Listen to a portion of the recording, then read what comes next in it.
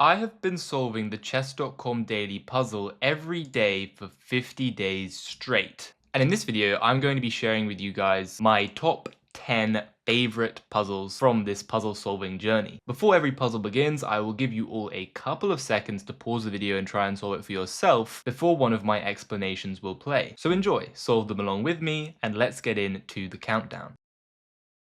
Today's puzzle is a cheeky checkmate in 2. Knowing this, we have to start by looking for some checks. One check that might come to mind is queen to h6, but this is covered by the knight. Our second check that we can take a look at is knight to f5. This is a little bit more interesting because it forces the pawn to capture. After the pawn captures, you might notice that we've unveiled the bishop, which now pins black's dark squared bishop on f6 to the black king. And once the pawn has captured on f5, it moves away from the g6 square, leaving it vulnerable to a potential queen g5 check. And adding this to the fact which the bishop on f6 is pinned, you might notice that this check is in fact checkmate, the knight on f7 nicely covering the king's only escape square. Therefore, this is a forced checkmate in 2.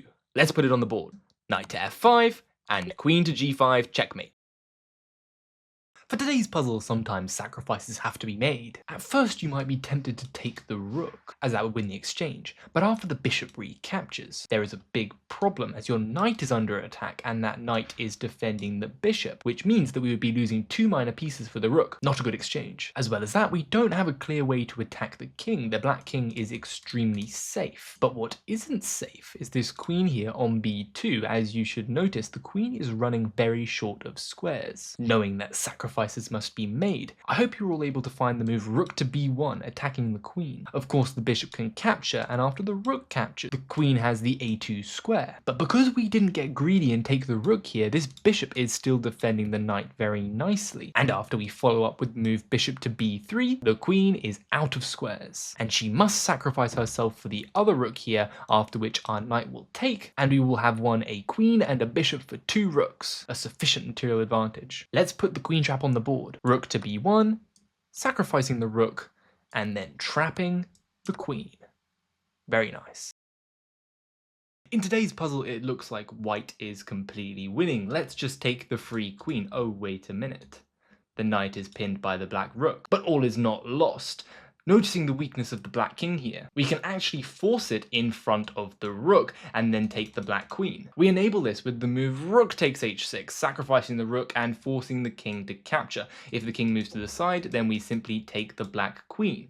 After the king captures our rook, then we have the move queen to h5, using the pinned knight to deliver a check to the king. And from here, the king is forced to the g7 square and we can safely capture our queen with a winning material advantage. Let's put that sequence on the board. Rook takes h6, queen h5, and take the queen. Nicely done.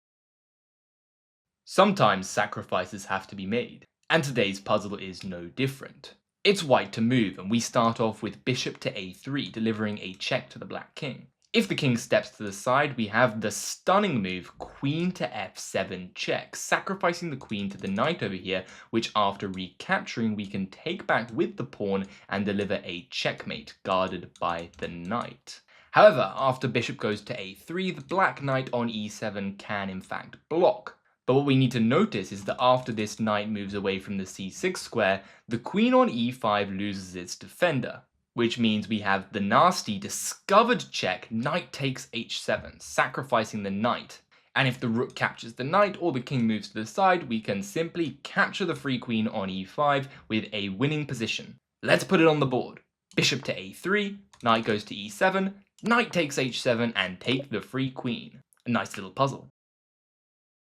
In today's puzzle we are on the brink of losing with the black pieces, but luckily have a forced checkmate in 4. The move that we have to start with is queen to f2, forcing the king to the e5 square. From there it is necessary to find the move queen to b2 check. The reason is that we need to take away the d4 square from the king and force the white rook to block. If the king were to have moved to d5 instead of blocking with the rook, then we would have the immediate pawn to c6 checkmate. So instead we will see the rook block. But after that we swing back to h2, delivering a check to the king yet again. And if the white queen is to block, then we have the nasty move rook to g5, exploiting the pin on the queen to deliver a checkmate with the rook, assisted by all the pawns. So the last thing that black can try is king to d5. But we've already covered this, and it fails to pawn to c6 checkmate. Our king hunt is inevitable. Let's put it on the board. Queen to f2, queen to b2 check, forcing the rook up, queen swings back to h2, and pawn to c6. A cheeky little pawn mate. Today's puzzle is a forced checkmate in 4, but none of the obvious checks are working, like queen to g2. For that reason, black decides to sacrifice the knight on e2, now unleashing our rook onto the f-file. White has to capture the knight, because if you move the king, then there is an immediate mate in 1. But after rook takes on e2, we have another killer move, rook to f1 check. The rook cannot be declined, because now there is queen to h1 mate. But after the king captures the rook, our queen can now slide on down to the h1 square, forcing the king up to f2, and our final piece, the pony in the center of the board, hops into g5 with a checkmate. Let me know if you got that one in the comments. Today's puzzle is all about this pin here, which means that the g2 pawn is effectively not defending the h3 pawn. The king is also in a box, which means that we can find the move rook to h6, threatening a checkmate in 1. If white were to play queen to f3, then this doesn't work, because we have rook takes h3, sacrificing the rook, pawn takes, queen takes f3, rook to g2, queen f1, rook g1, and queen h3 checkmate. And if white tries queen to g4 instead of queen to f3, then we can just take the queen, as this pawn here is pinned. So seeing as their queen is ineffective at stopping our threat, white will try the move rook to c1, moving the rook away to a safe square, and trying to give the king some breathing room to run away. But not so fast. We have the excellent move rook takes h3 with a check. The pawn cannot capture due to the pin, and if the king steps to the side, then we insist and say take my rook with rook to h1. The king must capture, but now after queen to h4, king to g1, queen h2, king f1, the king is suffocated by the queen, and we play queen to h1 with a back rank checkmate. Somehow from this position we end up winning the black queen over here. As all great puzzles do, it starts with a check, this time queen takes f7. Notice that every move has to be a forcing check, as if black is given just one turn they will deliver queen takes g2 checkmate, supported by the knight.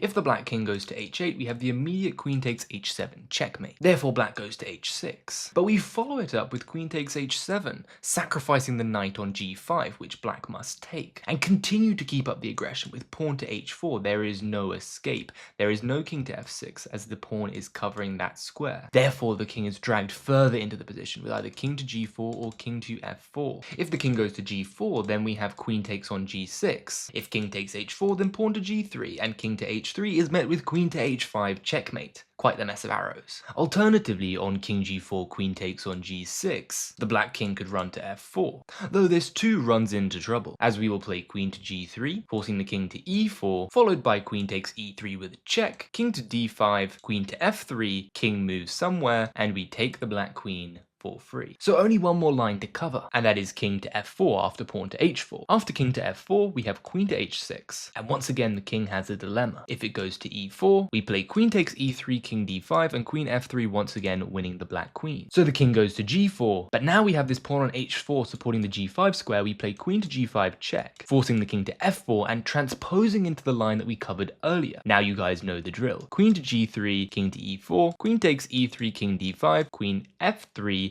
king moves, and we take the free black queen. Let's put the king hunt on the board. Queen takes f7, queen takes h7, pawn to h4, queen to h6 check, king goes to e4, queen takes e3, queen to f3, and we take the queen on pre. Today's puzzle is absolutely brutal, and we must force the white king to checkmate itself. The first move that we go for is pawn to b5. This forces the French move en passant, but now white is completely entombed, and after the move knight to b7, white is essentially in Zugzwang. The bishop totally locked in, each of the pawns unable to move, and the king is walled in by our king, dominating on the c4 square. This leaves white with only one legal move in the position, pawn to b5. This, however, relinquishes control over the crucial c5 square, which our knight will hop into and deliver a checkmate. Let's put that on the board. Pawn to b5, knight b7, white must checkmate themselves, and knight to c5 gets the job done.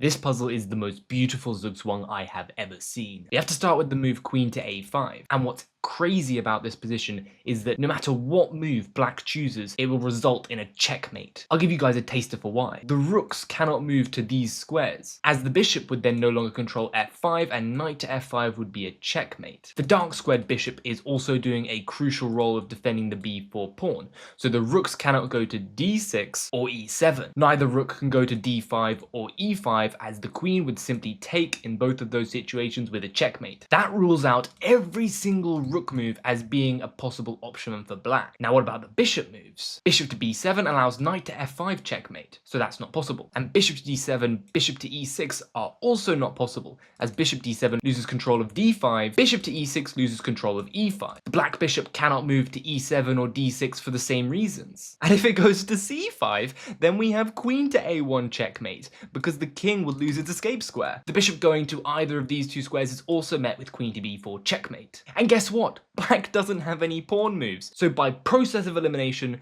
we have found that every single move that black can attempt will result in a checkmate. Let's put queen a5 on the board and see what black comes up with. Queen to a5, tries bishop to b7, and allows knight to f5 checkmate. If you did enjoy this little compilation, then please consider liking and subscribing. We are getting really close to 1,000 subscribers right now, so every little helps. But other than that, thanks for watching, and I will see you all in a future video. Bye!